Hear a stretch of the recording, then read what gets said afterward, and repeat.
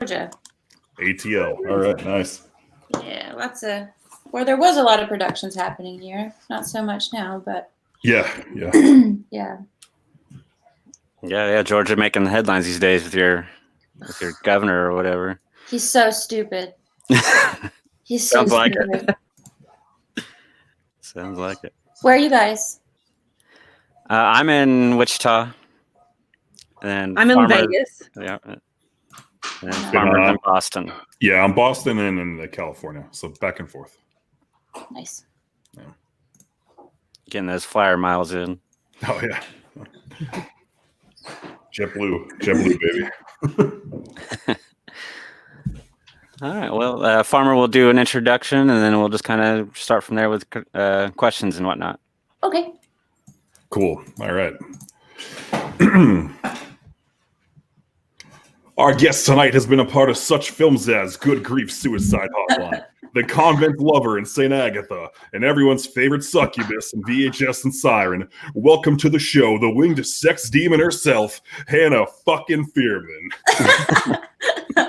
I want you to just introduce me everywhere. Like when I walk into a room, I want you to do that. You can count on it. It's what I'll do. I'm the guy. I'm the intro. Yeah, we always have him do it. Yeah, well, that's why we always have him do it, because he always comes up with some creative shit like that. That was this is rather exciting for me, not just because I get to sit and talk to you, but in a way, I'm also like facing a fear because you creeped me the fuck out in VHS. Oh, it was scary. I scared myself. But before we get into VHS, reading the good old trustworthy internet, it says you were born in England. Yeah. Yeah, but I was. Did you move like at a young age or something? Because there's no accent or anything. Yeah, I did. Right on. I moved here when I was 3, and I had my accent until I started public school, and then they made fun of me so much that I got rid of it. Yeah, I used to have a Boston accent where the R's were really extenuated. So when I moved to California, I totally hid my accent because I didn't want anyone to know, because I just felt so self-conscious about it. Everybody's just like, they got to point it out, you know. Yeah. I used to be friends with a chick from Boston, and I think she had this rhyme. She was like, if you say sitting on the corner eating doity oitworms, it gets you in the zone. If you say it over and over again, and then you'll have a Boston accent after you're done. I don't know. Yeah, no, it's pretty true. Yeah, like khakis, the pants khakis. Yeah, it's terrible. You don't even know what words you're saying. Is it car keys or is it like khakis, like pants? You just don't know. Never even thought of that. Right on. So how young were you when you got into acting? I was immediately an actor. Like as soon as we moved to the States, we started this school that had this wonderful puppetry arts department, and so I think I did my first performance when I was like 3 or 4. Nice. Yeah. Nice. Have you ever been in California, or you've always been based out of Atlanta? I tried out LA for a couple of months, 3 months a while back, and I just couldn't stand the traffic and the parking. The traffic is insanity. You have to have a car in order to live there, and it's terrible. Yeah, and there was a lot of anger driving, and at one point I saw this guy intentionally swerve towards a lady with a stroller, and I was just like, I'm getting out of here. This place is nuts. Oh wow. But no, I love visiting LA, and I love working there. I just don't like living there. It's too much. We're in California. Were you living at the time when you were there? Hold on, it'll come to me. Los Feliz. Oh, okay, gotcha. Yeah. Gotcha. All right. Was it? It is now. Yeah, it is now. Yeah, but I was just there for 3 months. But I used to be a New York actor. I lived in New York for 5 years. Oh, nice. So, yeah. Obviously, you must have preferred New York opposed to LA if you stayed there a lot longer than that. Oh, I love New York. I loved New York until I didn't. You have to love it to live there, because it's like a full-time job just to live there, you know? But I did. I loved it until one day I was just like, you know what? I miss sushi. I miss being able to afford to eat nice things, and that's when the tax incentive. Oh, this stupid thing keeps coming out of my ear. That's when the tax incentives kicked in Georgia. So I moved back here because that's where I grew up. Right. Yeah. Yeah. The cost of living is so high, like New York and LA. Like It's insane. Yeah. If you're not working at like a restaurant or like a bar, then you're starving pretty much. Because they're feeding you. Yeah. Yeah.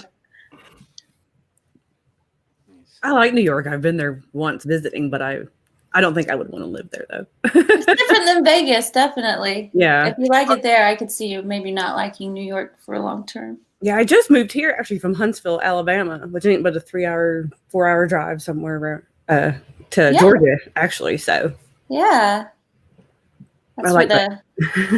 Did you work for NASA? Oh no, no. I own a horror collectible store, and we moved from Alabama to here to Vegas to open up a new store. Oh, cool. Okay. Yeah. It's called Nightmare Toys, hence the name Nightmare Christie. Oh, I'll totally look it up. Yeah. We're on all social media. So. Nice plug. Well, she said she wanted to look it up, so I'm on everything: Instagram, Facebook, everything. YouTube. So as of like 5 days ago, I was rewatching one of my friend's short films that I helped work on, and I was doing sound for it. And when I was watching it, I saw on the FaceTime, and I was like, "Why does that face look so familiar?" And then I asked my friend Alex. I was like, "Is that Hannah?" And he was like, "Yeah, from VHS." I was like, "Yeah, no shit, Alex. He's a Broke Horror fan. He did that nurturing thing, and he had you film a little cameo." Yeah. Oh, that's so funny. I still haven't seen that. Oh yeah, no, I watched it. Yeah, I watched it the other day. Yeah, so when I saw that, I was like, no. And then I went to the credits, and I was like, no shit, there I am, and there you are. He sent me the nicest email. He was just like, maybe you might want to do this, and I was just like, yeah, absolutely, whatever. On my phone, like took me like 2 minutes. Nice. Yeah. Well, if you haven't seen it, I'll send it over to him to send to you. That way you can take a look at it. Yeah. Oh. I thought it was funny. Small world, like in another day. It's like I saw that, and it's like, oh, the wow, horror world, is incredibly small. That's why they always say be nice to everybody on set, because you're gonna work with them again. Eventually. Yeah. Yeah, it's very true. I'm nice anyway, though. So we'll see. We're only 7 minutes in. We'll find out.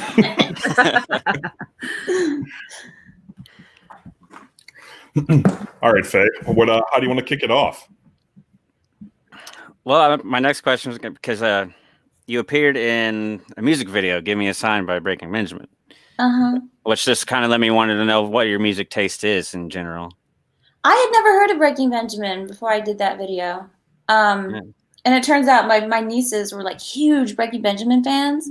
And so when I went to visit them, they were all just like so giddy to see me. And it was just like, what's wrong with y'all?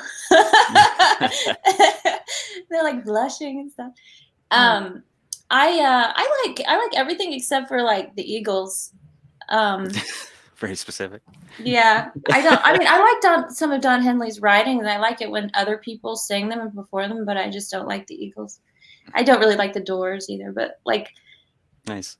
I listen to everything. I went through a huge flamenco phase for a while, and then it started to give me anxiety, which is so weird because it was just like, and then I'm just like, okay, I can't take it. It's like my punk phase. Like I got out of my punk phase, it started to give me anxiety. See, I generally have the same answer. I go, when somebody asks me what I listen to, I go a little bit of everything but Journey. I hate Journey.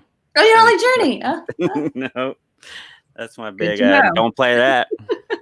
So then they do it anyway just to piss me off, but that's how it works. My dad likes the Eagles. Yeah, I still haven't grown up. I just listen to pop punk. It's like Newfound Glory and Blink-182. So I refuse to grow up. It won't happen. Yeah, I used to like punk. I used to sing in a punk band, and then one day I was just like, I guess I'm old, because it just, I just didn't get pumped for it anymore. I don't know. Your taste changed. Yeah, I think I have to be on caffeine to appreciate it now. I got to be like, oh, I'm too tired for this. It's too much energy. You just want to mellow out. I get it. Yeah. Nice. What are like some of your hobbies? Like when you're not acting, what do you like to do, in your spare time? I paint and I sculpt, and I've recently directed a segment for Dead by Midnight 2. I wrote and directed a segment of that. It was a lot of fun. The trailer's about to come out really soon. And yeah, so just artsy stuff. I don't like to garden very much. Like, everybody's gardening right now. Like, all my neighbors' houses look completely amazing, and ours is like barely mowed. I'm feeling like maybe they're judging me a little bit. My husband, I'm not into yard work either. right? Yeah. Yeah, so I like to paint. I have an awful website. It's hannahfierman.info. It's my art site, but I really need to update it really badly. Actually, one of my friends offered to update it for me. I haven't checked in with him, so maybe he has messed with it, or maybe not. But yeah, I do a lot of surrealist painting and yeah, sculptures, things like that. Oh, nice. Brian, Andrew? Yeah. So you've done various roles. You've done comedic, dramatic, and then of course terrifying. Terrifying is the type. Yeah, it is, because you terrified the shit out of me in VHS. You got the miss scary, and then you got the terrify. But that wasn't even my favorite performance. My favorite performance from you though is Hold Me.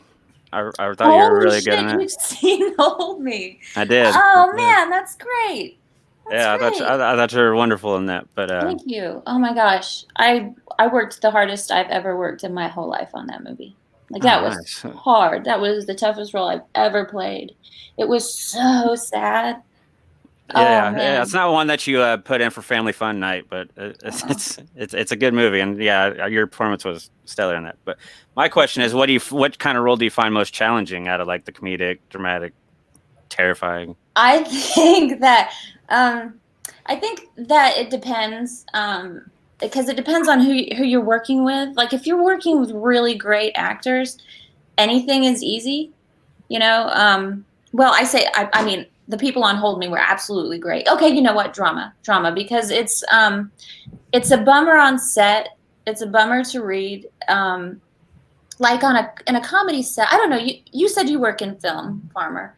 So you know how it is, where it's like a trickle down effect from the script and the vibe of the scenes to everybody's enjoyment of the day. Like, so when you do comedy and everybody's like trying not to laugh because, you know, you screw up sound, and that's usually working with comedians too, which is always, you know, not always a blast, but usually an absolute blast. And so you're on these drama sets, and I just like, eventually I just ran out of tears. Like, I just couldn't cry anymore. I was like, you know, when you just cried it all out and you're just like, I can't do it. Do another take. So I was like dumping contact solution on my face, because I was just trying like, to get it going. Yeah. It was like an entire month of crying on that set. And I was just like, by the end of that month, I was just like, I got nothing. CGI it. Yes. Put it on. It's why you only cry in the close-ups. Cry in the close-ups and then do something else. It's so true. You know, by the time you do the close-ups last, then it's like, I can't anymore. And you're missing the best shots at that point. Yeah, and you can't see it from far away. It's like you're bawling and just not showing up at all on camera, and you're just like, all that work. There's only so many tears you can have, you know. Yeah, they run out, I guess. Yeah, so I prefer doing comedies just because they're the most fun. Probably the most fun I ever had was doing, Good Grief Suicide Hotline, when I was on Toast of London in England, and this pilot that I did called Pepper's Place, where I was acting with all these puppets. Oh, and it was so silly. It was so much fun. I got to play. But basically, a friend of mine, Molly Coffey, wrote it with me in mind, because she knows what a goofball I am. So she wrote the character around me. So I was basically just being myself the entire time. And it was just great. And it was just beautiful, beautiful set, really colorful. And there was a bunch of stand-up comedians that were also on that shoot. Actually, George Fawnin was on Good Grief Suicide Hotline, and he was also in Pepper's Place. I've worked with him actually a few times. That dude is freaking hilarious. I don't know if you've ever seen his work, but besides Good Grief, but he's improv, stand-up, everything. Really funny guy. Yeah, aside from Good Grief, I haven't seen anything else that he's done. But I'm definitely Okay, do you know which one he is? No. He's the tall, lanky one that was like pointing at the penis, and he was like, "Look, it's a picture of you." You remember that guy? That's George. He's so funny. Tall, lanky penis guy. Gotcha. Fair enough. So you guys all like horror movies the best? Is that just your favorite genre by far, or? Yes. Yeah. You're like, Yeah, like, I would Nightmare is my into, first name. Yeah. Right. Yeah. Like I got into horror late, and then it's I think because I was an assistant to a director in California when I was out there for the longest time, and then I just kind of like fell into horror, and then it became like the genre for me, and that's where I made all my connections, and like that's like the kind of community that I've just kind of delved into. So it's the best community. Yeah, like I wasn't seeking out horror by any stretch. I get frightened very easily. I don't really watch scary movies unless I'm in them, and which is a shame because like all of these like great references are completely wasted on me. I'm like, yeah, I don't know what you're talking about. I never saw The Exorcist, but yeah, like horror fans are the coolest, by far the coolest. Like the least, well, not the least judgmental, but the most passionate and the freest with welcoming new ideas and concepts. You can really be an artist, and try new things with horror fans, and they're gonna give it a shot, whether it's like no budget or no stars or got a budget. They don't give a shit. It's just like, oh, can I cuss on here? Yeah. Oh, I okay. already said fuck in the intro. Yeah. I can't even hear it anymore. Yeah, and yeah, horror fans are the best, and horror filmmakers are the loveliest people. Like it's so strange when you like meet a comedian that you think is gonna be so nice, and then they're just like a total diva, and then you meet somebody who scared the shit out of you, and you're just like, oh my gosh, that guy was so nice. Like I was scared to death to work with Alan Ford. I don't know if you guys know his work. He was in Snatch. He was the guy that fights people to the pigs. Oh yeah, that guy. Yeah. And I was on Good Grief with him. I mean, not Good Grief. Toast of London with him, and I was so scared to meet him, and he was so nice. Like we totally broed out on set. He was just like the sweetest man, but he's just so scary on camera. Yeah. So you're not really a fan of the horror genre yourself? But... No, I mean, I appreciate like a lot of the really original stuff that people are doing, and I love acting in them. But yeah, I have a difficult time watching them. Like, I'm just really scared really, really easily. Like when I was watching VHS for the first time, I just had my head in my husband's shoulder, just being like, "Can I look?" And he's like, "No, you don't want to look now." I'm like, I know what happens. I read it. That's me. It's still terrifying, And it's coming. Yeah. Yeah. And yet I'm like, ah! But what about when you're in the moment, when you're shooting it? Like, I mean, how does that come across? Like nothing, right? But then when you have to watch it like back, and then it's different. Totally different. And it's not scary at all shooting it. It's maybe uncomfortable a little bit, or, sticky, or like, when you're covered in fake blood or whatever, but it's never scary. It shouldn't be scary, really. If you think about it, that would be messed up. Yeah. Or it might be good if you're method. I suppose. Yeah. Well, I did work with one actress that scared the shit out of me, and she was supposed to. And she did in real life too. She was real alphaing everybody, and she was kind of method too, I guess. Although real intense, huh? Yeah. Real intense, and I was just like, that works. Yeah. Yeah. I'm not going to say who that was because now I already gave it away, so I'm not going to. We don't know what you're talking about. It's all good. Yeah, I mean, as far as like bookings go and everything, like you must get approached more so for like horror, because it seems like that's been like the majority of everything you've done thus far. Yeah. Oh yeah, it's definitely been the most popular. I say I've done like equal parts drama, comedy, and horror, but the ones that people see are the horror ones. And I did not think anybody was going to see VHS when David approached me about it. Because it was just like some anthology with a bunch of directors I hadn't heard of besides David. And, because I wasn't real deep into the genre yet. And it was, ultra low budget, whatever. So I was just like, sure, I'll do it. Yeah. And then it just totally blew up. And now like people are coming up to me in the grocery store being like, oh, I like you. At least my catchphrase wasn't like "I hate your guts" because people be coming up to me saying that to me all the time. So at least it's positive. I was gonna say, at least the takeaway, at least like you're like always remembered for something. At least it's a positive line too. Yeah. Yeah, now you're popping up on like shirts and pins, like all sorts of merchandise stuff. Like I saw Knee High Horror just came out with a shirt that has that look, the I like you look with the split head. Oh yeah. Yeah, they just came out with a shirt. And then your stuff is everywhere. Yeah. My favorite shirt though is the one from Little Shop of Gore where it's Ariel from Little Mermaid. Yeah, that's my favorite. I like it. Yeah, that's good. It was so good. Their mashup with Quasimodo and I think it was Jason was really good too. I didn't get the Gaston one reference though. I obviously haven't seen that movie. I don't know. Yeah. I think it's like got some chick's feet on him or something. I don't. You already lost me. Oh well, go to Little Shop of Gore. They have no feet. I can't do it. Nope. See. Oh. You don't like feet? I hate feet, but when I'm filming, I always give feet shots because I love Tarantino. But I hate feet. No. Oh, how funny. Yeah. Oh. It's very it's odd. It's weird. I don't know. It's a weird thing. I got a friend that hates belly buttons. Really? Yeah. Yeah, I don't know. I think I was trying to show her my belly button one day. I don't know why. I don't know why. I don't know. Does this look normal to you? I was probably like, look how weird. It's probably having one of those like really dumb moments. Like, my belly button's weird. Is yours weird too? Anyway, she was just like, oh my God, you're gonna air this too. She was like, oh no, they freak me out. I was like, oh, how odd. I mean, I guess it makes sense. They are strange. I had I made several movies that had tons and tons of.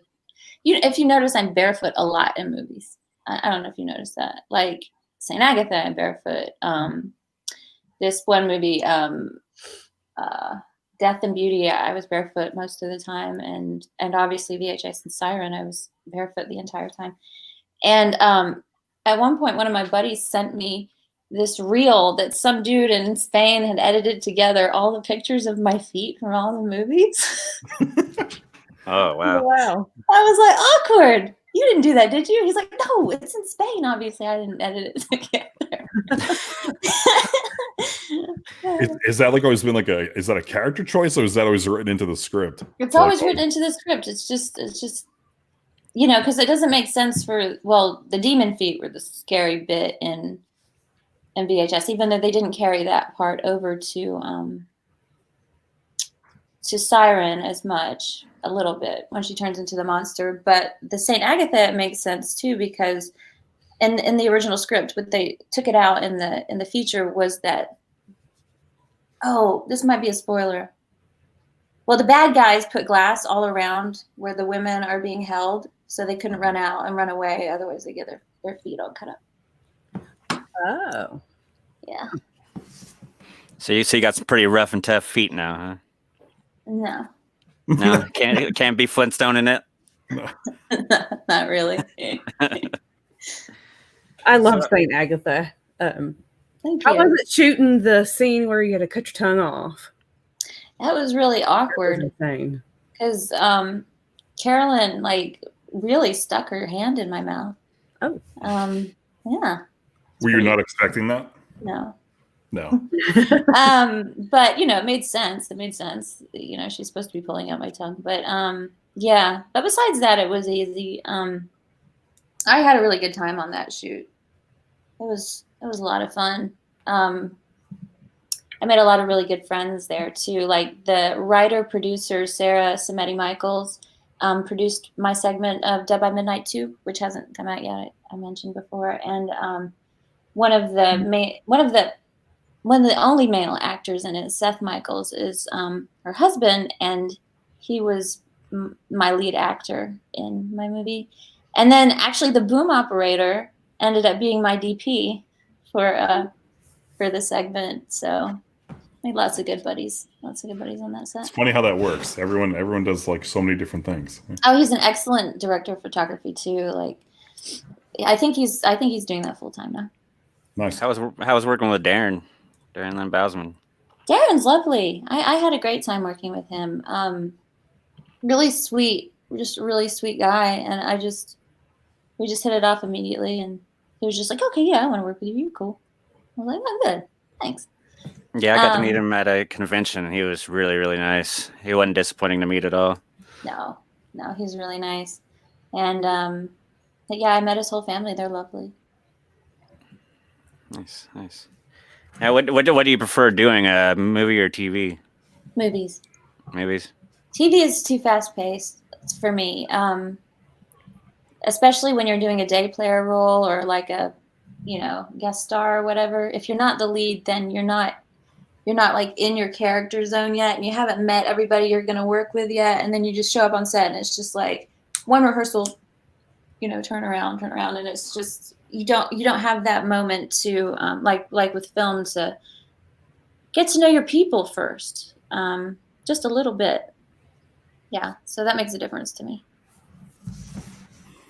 Yeah, and in TV, sometimes if they're block shooting too, then you're not even working opposite like the actual person in the scene. If it's like a stand-in or something, that must suck. Well, yeah, usually they have a stand-in for me too, so I don't even get that interaction. It's just like we'll be sitting in 2 cast chairs together, being like, "Hey, you want a bottle of water?" Yeah. That's about as far as it goes. That's like it. Yeah. It's cold in here. Yeah, man, it's cold. Nice weather we're having. Yeah, like the usual small talk just to break the ice. Yeah. Exactly. So far, what has been your like most favorite role, like for you personally? I think it was Lizzie on Good Grief. Was probably my favorite. She was pretty evil. She was so evil and so silly, and just like, man, that was just such a fun set to be on. I imagine that character is like an evil, like little mischievous pixie from hell that's just sort of come to Earth to reap havoc on these poor unsuspecting bastards. It was just there were so many good lines in that. I mean, I didn't even. Yeah, some of those pornographic lines, I was like, I don't even know what that is. And my husband's like, no, it's okay. It's better you don't know what you just said. Stay somewhat innocent in the scene. That's awesome. Now, if you could take on any role in like cinematic history, what would it be? I would like to play Anne Boleyn. Okay. Yeah, because she's kind of spooky and dark and kind of witchy, but she's also historically amazing. And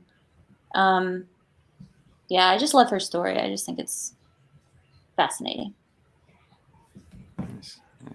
I'd like to do a musical version of it too, like a Tim Burton musical Anne Boleyn. Can you make that happen for me, please? I'd love to do that. I'll talk to some people. Thanks.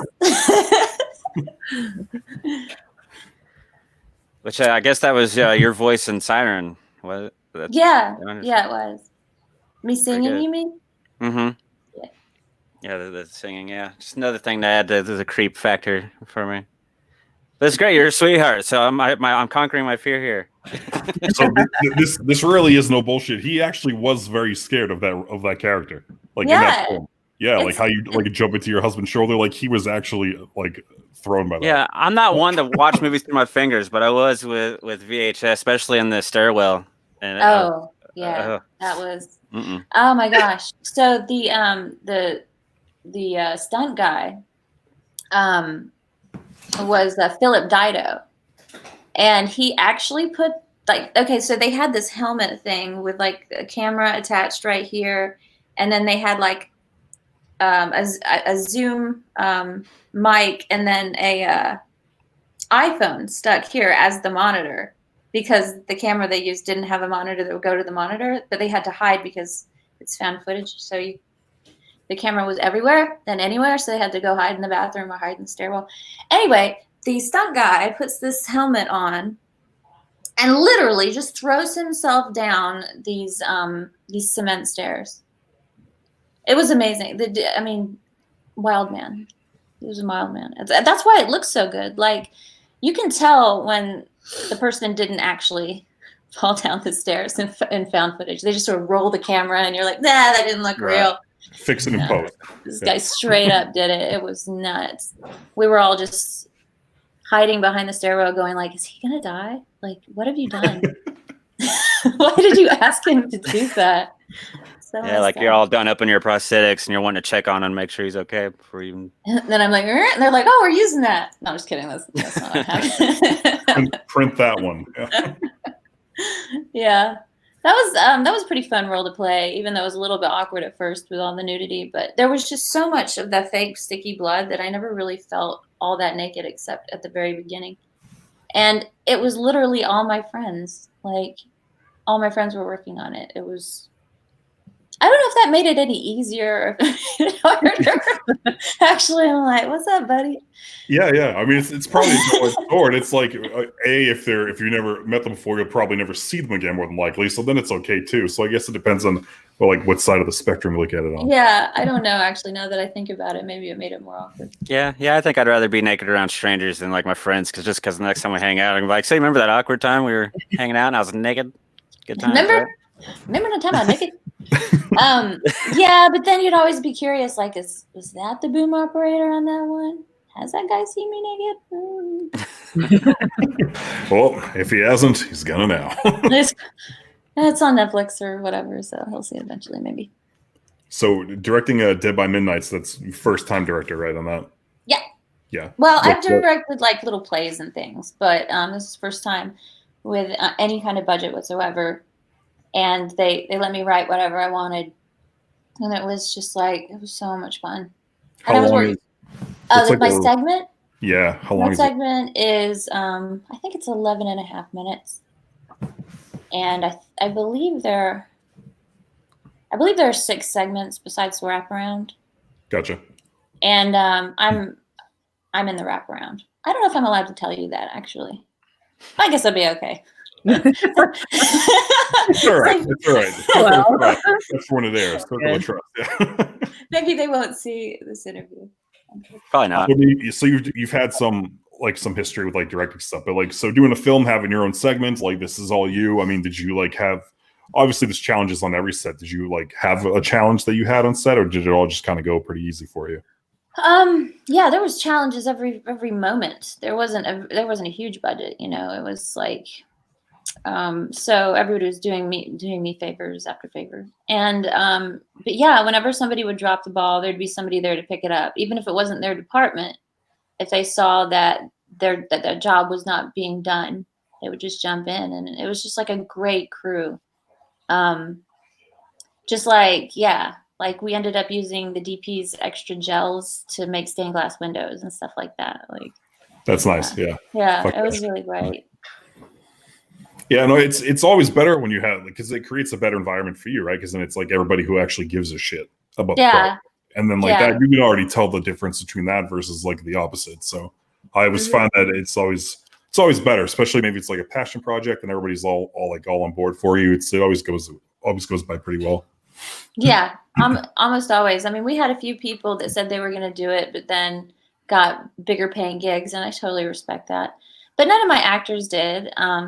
And it was union, and they all were taken care of. But it was ultra low budget, so I mean, I got some fantastic actors.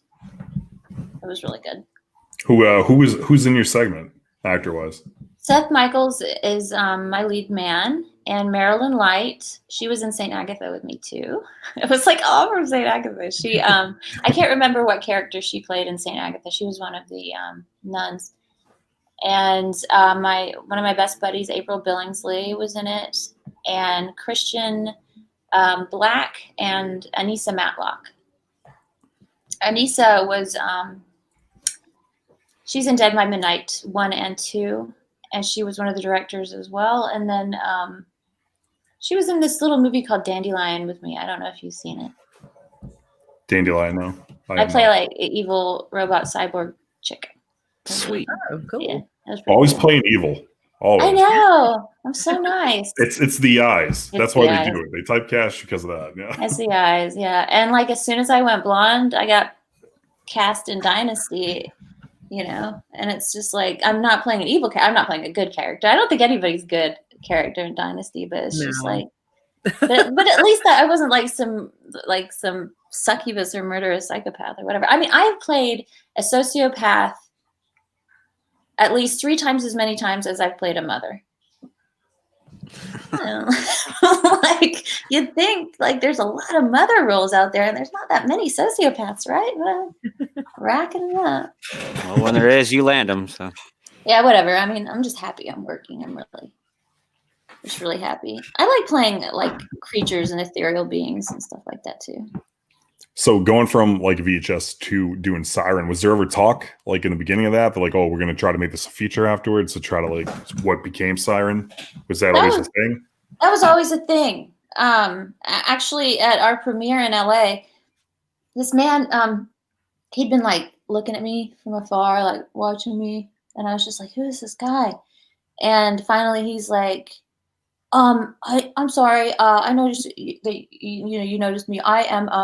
The reason I'm staring at you is because I'm writing your feature, and I've been watching your face every day, over and over again, for like months." And I was just like, "Oh, that's why you're being so odd."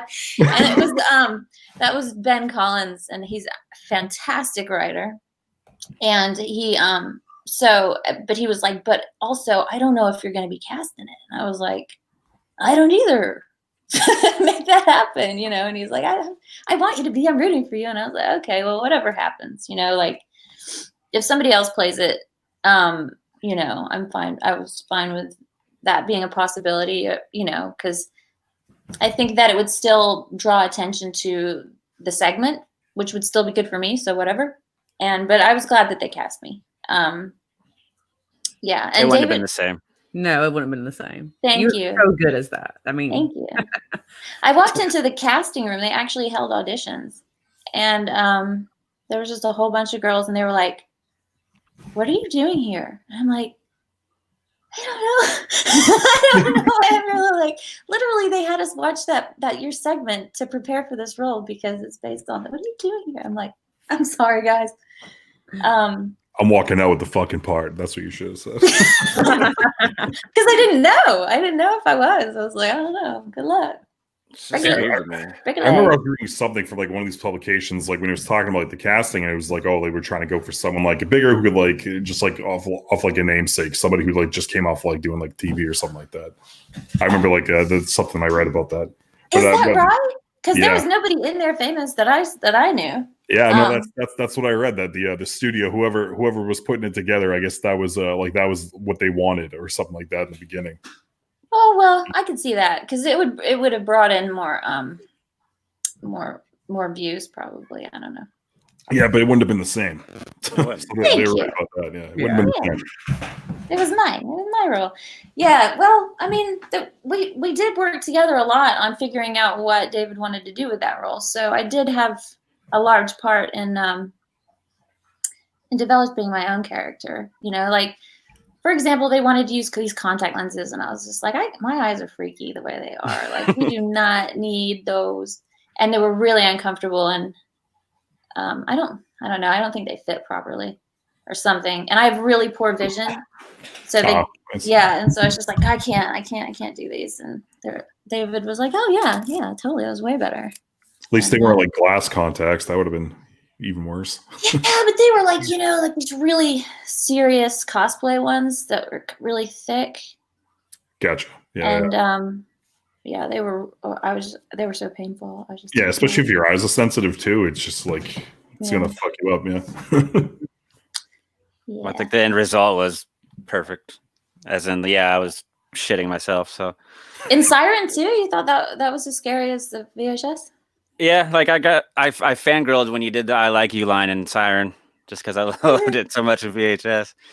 But I think you were VHS though. That the way you did it, all that, like you could tell you weren't really from this world. It seemed like I thought like VHS the second you see on screen, like you definitely stood out, and I loved the way you acted and how you only were focused on the one guy, and the other guy's like, no, stay away. So, yeah, I absolutely loved it. Like there's very few things in movies that have stuck with me, and that's one that's definitely stuck with me and always will. So cool. So thank you for scaring the shit out of me. Appreciate You're it. welcome. Now, was that all prosthetic with the head split, or was there any digital to that, or what? Because it looked really good. That was some digital too. It was practical, Faye. It was all practical. Yeah. Yeah, you want to see me do it? Yeah, it was. That was Michael McReynolds did the VFX on VHS, and he put these little tracker dots on my face, and yeah, I don't know who did it in SiREN. They did that in LA. I don't know. It looked fantastic. See, I saw SiREN before I saw VHS. Oh, really? So which one did you think was scarier? It's double-edged because VHS, like, it's cool for what it was because it was meant to be like handheld, so obviously it's a lot more like grittier and like it feels like more real opposed to like what we got in SiREN. SiREN was great too, but I liked SiREN more, I guess, than I liked VHS. But I like the character work that you did in VHS as well. I think just as good as SiREN. I think that VHS was scarier, but I like SiREN better. Just because I'm not a big fan of found footage. Like this shaky camera makes me. I fucking hate it. It's really hard. It's hard to watch. Oh, I'm alone on that one. Yeah, I'm not. Yeah. But I think it's more realistic too, which is why I found it more frightening. Right. Yeah. So that's why I do like found footage, because it's more realistic to me. It puts me on the edge of my seat a little bit more. Yeah.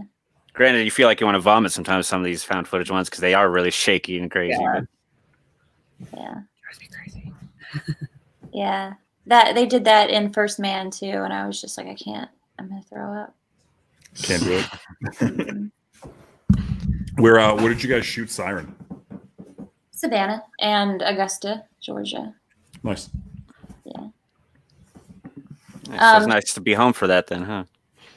It was still Savannah though. It's like 5 hours away, and it was, oh man, that was a rough shoot. That was like all night shoots. So we were just all completely bananas out of our mind. Well, that's good for the character. Yeah. I had a really excellent stunt double in both of those movies. In VHS, it was Elizabeth Davidovich, and she's a contortionist. Oh. So that's what made that look so cool, because she like put her foot on, I think it was Mike Donlan's face, like. But then since it was found footage, it was like literally you could cut anywhere. Anywhere was cuttable. So me and Elizabeth were watching it, and I was just like, "Is that me or is that you?" She's like, "I can't tell," because I was like, "I know I didn't do that, but I don't see anywhere that was cut," and it was just like completely seamless. And we were just like, "No, that's definitely your body, right?" Yeah. I'm chasing a rabbit now. I digress. Yeah, no, that's good. I mean, that's good filmmaking. At least when it's all seamless and you can't tell, because otherwise you can tell and you're going to call it out, right? So it's. I think it was also kind of like hell to cut together too, because literally any place could be a cut.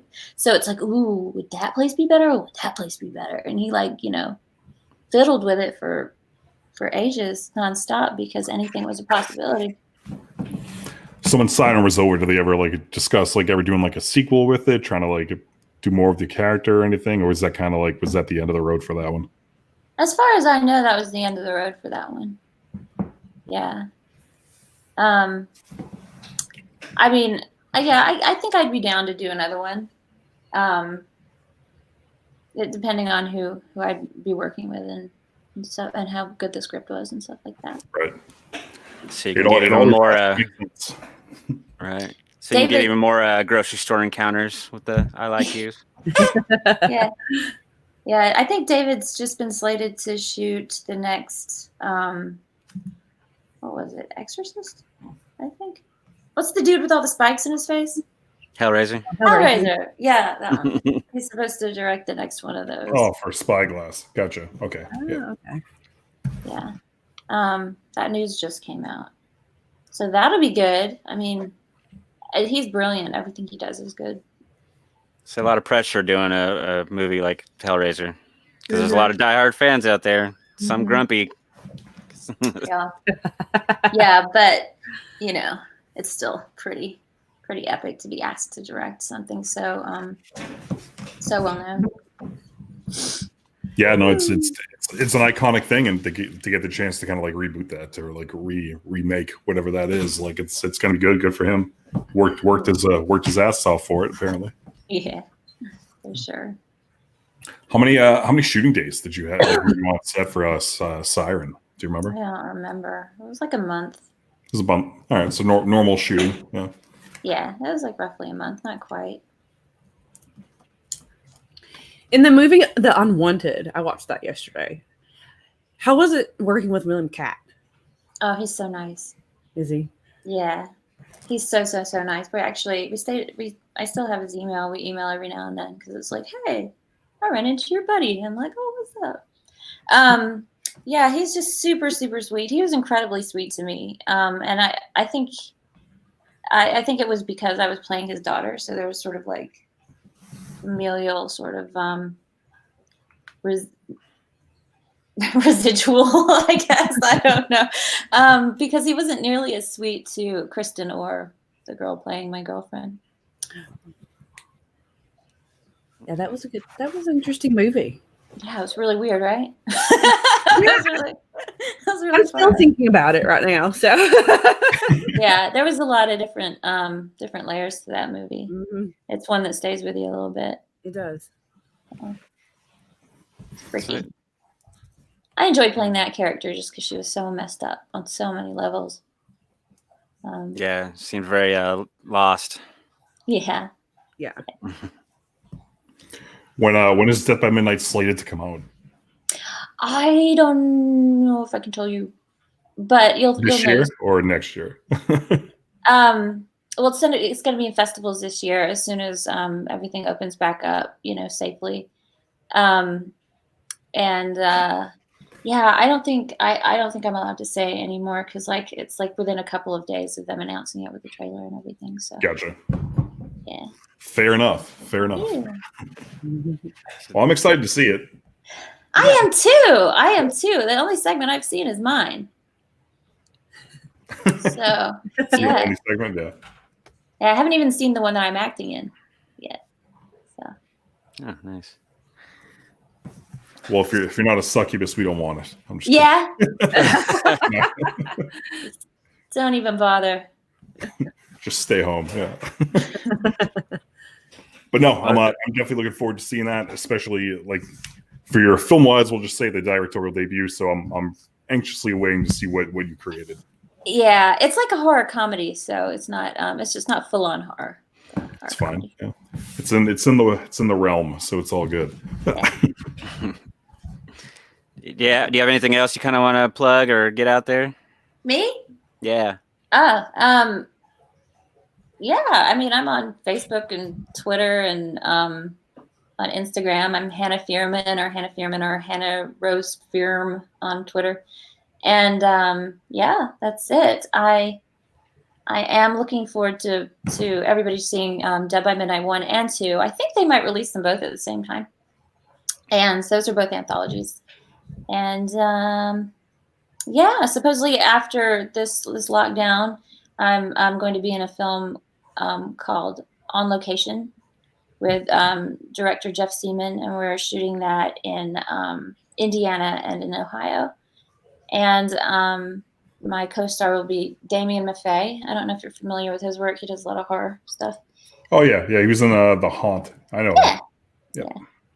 And yeah, so I'm going to be doing that. And then I just got through reading a few scripts today, and it looks like it's all horror from now on. So you guys will be happy. We'll be seeing a lot more of you. Yeah. That's exciting news, then. You're awesome in the horror. Thank you. You're awesome in everything. So appreciate you. I can't believe you saw the Hold Me. That's crazy. And the Breaking Benjamin video. What? I just felt from so long ago.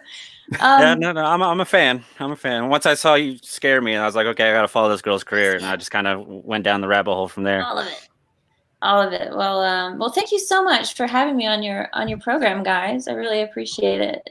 Thank you so much for coming on. And you really did your research too. Like, I hate doing interviews where people are like, "So, what do you do?" I'm like, "Why am I here if you don't know what I do?" So, yeah, thanks. Appreciate you. Well, thank you very much. Yeah, appreciate you taking the time to joining us on the Outsiders of Horror. You're our favorite succubus. So with that, your face and both sides of your split face will ever be cemented in the minds of horror fans everywhere. Yeah, like this guy. Can you do me one favor before we let you go?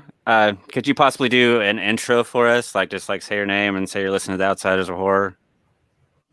Yeah. Hi, this is Hannah Fierman, and you're listening to the Outsiders of Horror.